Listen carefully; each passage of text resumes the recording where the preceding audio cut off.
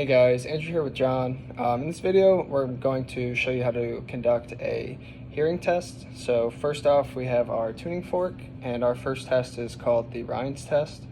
So once I tap my tuning fork, I'm going to put this end on his mastoid process right here, and he's going to let me know when he feels it, and then when the vibrations stop. Hopefully he feels that.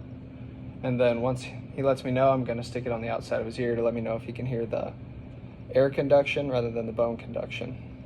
Okay, that's our first test.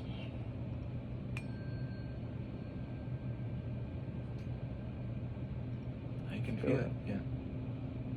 Let me know when it stops. It stopped. I can hear that. Okay, that's good. Next, I'll have him face me. And then this is our second test called the Webster's test. So I'm going to put this tuning fork in the middle of the forehead here, okay? Let me know what side you can hear it on.